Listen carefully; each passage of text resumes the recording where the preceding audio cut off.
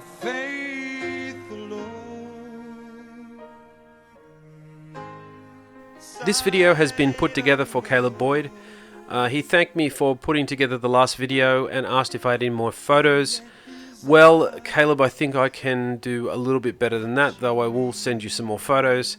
After some digging, I found this treasure that I cannot wait to share. Perhaps one of the most memorable times I had with Rabbi Rob was in Israel in 2008. During this trip, we did an early morning trek up the traditional Mount Sinai called Jebel Musa. The real Mount Sinai is called Jebel al-Lawz and is located just on the border of Saudi Arabia. Anyway, Jebel Musa is a fair contender, being the highest mountain in a region that was thought to be somewhere where Israel encamped. Anyway, we had to leave very early in the morning, and, well, let me just let Rabbi Rob describe what happened. I hope you enjoyed this video. Written for Israel's instruction. Back on November the 26th of last year, 2008, Marlene and our touring group from Australia and myself, we made a very early morning climb up 7,490 feet. My. Up Jebel Musa, which in Arabic means the mountain of Moses. It's the traditional Mount Sinai. And virtually all climbers do it to see the sunrise. So you have to leave it dark. We began our climb at 1 o'clock in the morning. Wow. As we went, we thought of Moses climbing up the mountain, receiving the 10 Commandments. Expecting cold conditions, we had prepared by layering our clothes. I had my jeans, my denim long sleeve shirt, my long john underwear, my CPO jacket and my cap, and a flashlight that you make it work by squeezing it back and forth so you don't run out of juice. All of which proved to be invaluable. Climbing Egypt's traditional Mount Sinai is not exactly a fun experience. Now, I had read about it in my guidebook, and so I had warned our party, and I said it this way: the strenuous trek up Jebel Musa may have some of you huffing and puffing up the trail, approximately 3 hours. But once at the summit, you can rest. The dawn of a new day and the changing hues of the horizon are well worth the effort. End of quote. Doesn't that sound nice? Yeah. I had no idea. This was the ranting of a person that never did it. I just read about it. The word strenuous doesn't even enter my mind when I think about that mountain. Death-defying, however, does. Oh my goodness. At the visitor center, there George, our Egyptian guide, said, well, I'll stay down here and drink some coffee and wait on you. I said, aren't you going up the mountain? I don't climb the mountain. You don't climb the mountain? Oh no, I don't climb the mountain. Why? You'll see. Yes. By the end of the trek, I understood why. Understood perfectly. The adventure began in the blackness of the shadowy ancient walls of St. Catherine's Monastery, which commanded an eerie silence as we advanced towards the mountain. We walked for a while on a slow incline, and I thought, this isn't so bad. And then the guy said, soon we'll come to the mountain. We'd been walking a long time on an incline. And that didn't even count for the mountain? No, we haven't even got there yet. I thought we'd been climbing the mountain. About half the way we were surrounded by Bedouins, offering us rides up the mountain by camel. Now I had been told don't spend any more than 30 Egyptian pounds, and they were asking 60 to 80 pounds. They were really pushy, and after we refused to pay so much for the camel ride, they kept on walking beside us, telling us how bad we looked. And that they didn't think we'd make it. I told them, we only have 750 steps. And they said, no, you've got 3,500 steps before you ever come to the 750 steps. I knew I was in trouble then. Yeah. As we climbed the mountain, it began with a slow incline. There were rest stops for coffee, tea, and hot chocolate. But our guides would never let us slow down long enough to have any. And that was a good idea because I don't think I could have kept it down anyway. That's true. We traveled up switchbacks with angles that got more acute the further we went up. Then I smelled something. Strange. Sickening sweet. Smoky. Hey, that was hashish. They were smoking hashish. The guides were smoking pot. Uh-oh. I'm a child of the 60s and 70s. I don't know what that smells like. Anyway, I realized all the guides were smoking. And I wondered, is this the secret? Because they're not even huffing and puffing.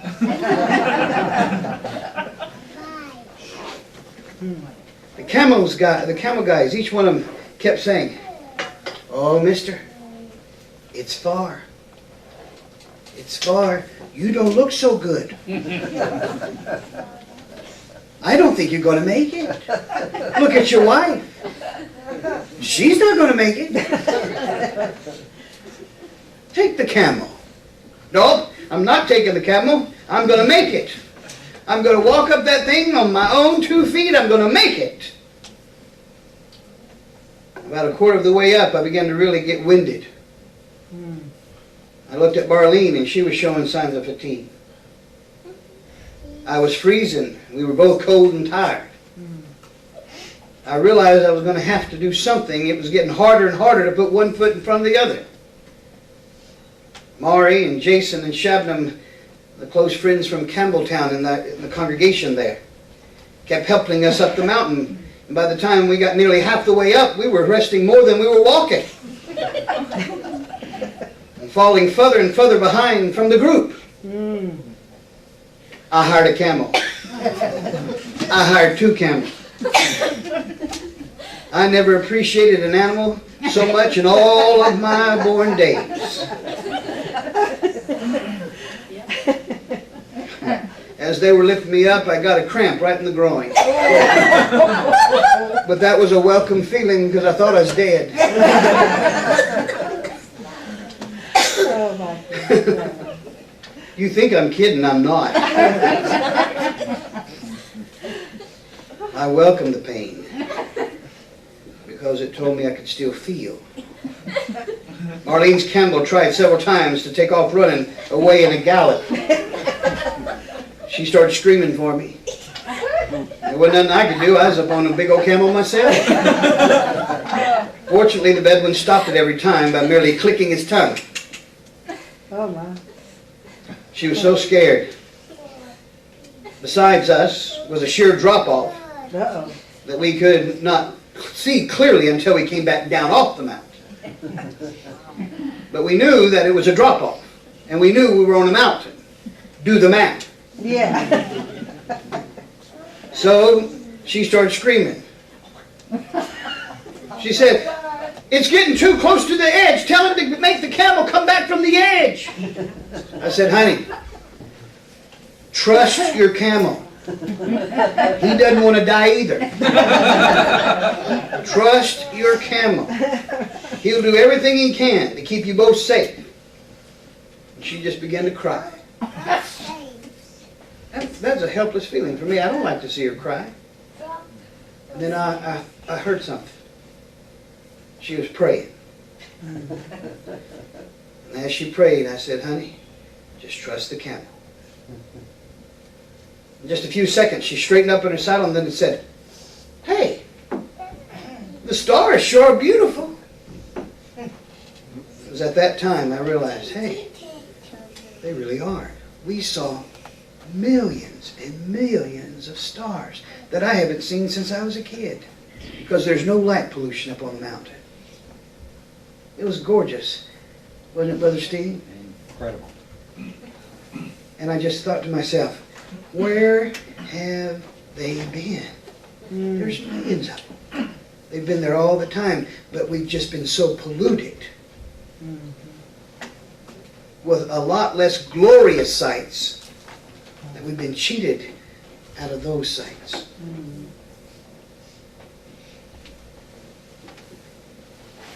They just burst out on the sky right before us, and suddenly there was a falling star. Common, I'm told, on Jebel Musa. Common, maybe, but it sure was glorious to see. I knew then this was going to be a night to remember. At 3 a.m. we finally reached the last rest hut, the end of the line for our transport and the most difficult part of the climb. But it was such a welcome sight because I didn't know what had happened to Steve and Adele and Robert and Marie. I knew they were up on the mountain somewhere. And suddenly I got to see Robert and Adele at the hut as I fell off my camel. It was on purpose. I was dismounting.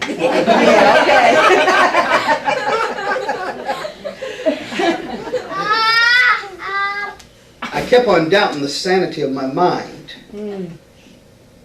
51 years old, climbing up a 7,000 plus feet mountain. Some people might call that insanity. Now there were 750 steps that a camel couldn't help us with. It was a jagged, crisscrossing climb. And the guide kept saying, "You're almost there." No, we weren't. It just kept on going and going and going and going. I could see the long train of flashlights as they faded into the night, so I knew I wasn't near nothing. We firmly gripped our old but sturdy Bedouin guide's arm as we began to climb the well-worn stone steps to the top. Our escorts chain-smoked hashish the entire way, while we had all we could do to draw consecutive breaths. Marlene and I are both Texans, plains people, thick air people. And we could feel the atmosphere lose density as we climbed, and my lungs were burning. Up and up and up, each step an achievement. Every 5 minutes, a rest break was required from us, and we just fell into the nearest crevice to wait there until the Bedouin guide realized we weren't there, and he'd come back and grab Marlene's hand, I'd grab her hand, and we'd be yanked right back up the mountain. We never could rest more than a few seconds.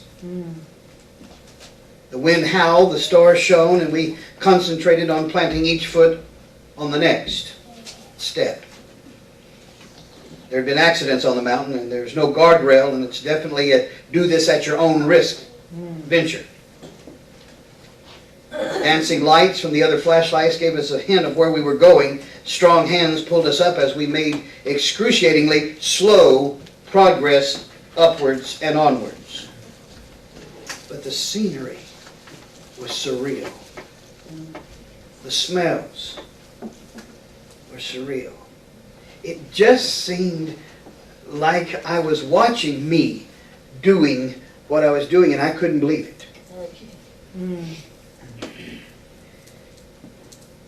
At 4 o'clock,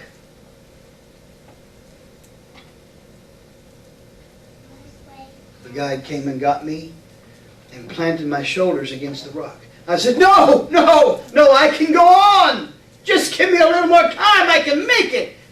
He said, "No, no, no, you're here." I said, "No, please, I can make it. Don't make me stay here. I can get to the top." He said, "You're at the top." I said, "Oh, but what?" "You're at the top." I said, "Oh, Marlene, we're at the top. We're at the top. Can you believe it, honey? We made it. We're at the top. Look at it, hon. Look at. Good Lord, get away from the edge. I'm telling you, from where I was to the end of that platform was a sheer drop-off. Oh my goodness.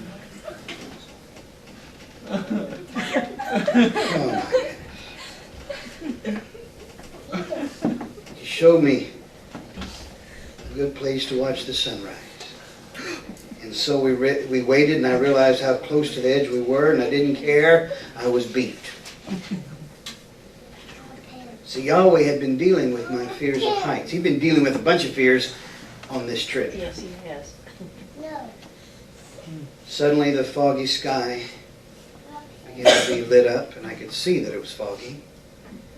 And then it gave way to orange. And then a river of pink fire surrounded the clouds. And then the sun appeared. It's amazing. First it was a small half disc. Higher and higher, never more beautifully did it rise until it turned into a glowing orange fireball. And this thin, cold, crystal clear atmosphere of the world begins each newborn day. And we were privileged to share it. It truly was worth every single painful, exhausting minute. It was so amazing. My mind wondered what had it been like for Moses, an 80-year-old man, when he climbed the mountain. It must have been very tough for an elderly man, as the slopes were steep and the granite rocks rough and large. And at the height, the temperatures could be unbearable without the right clothing. I wondered how heavy the sapphire cubes with the 10 Commandments were. It was amazing that Moses managed to carry them down on such a wild mountain. The walk down in warming sunlight was difficult. What you couldn't see in the dark was the sheer drop-offs that we saw coming back. I held on to Mari's shoulders as we walked down off of the mountain, and there was Marlene just skipping. I said, "Hun, be careful." "I am, hun, I am. Come on." I said, "You're scared of heights." "I know." Couldn't believe it. She really was amazing. We patiently went down the 750 steps. As we got to the hut where we dismounted our camels, I got Marlene and I another set. These were smaller. They told us that the older camels, the bigger camels, had to rest a day. So we'd have to take the younger camels onto the back. And the younger camels were smaller, which meant that the saddles were smaller. Uh-oh. Now, a camel saddle has 2 horns made of wood.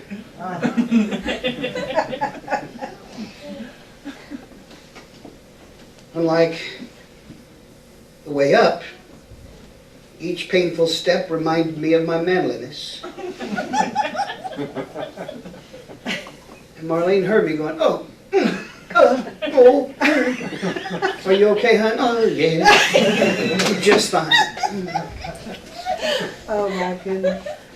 We took the same route back that we did going up, with the sun in our face, and that felt warm. And I started taking off I took my coat off, and it got me some relief. I tried to put it in between the front horn. Didn't work. Still hurt.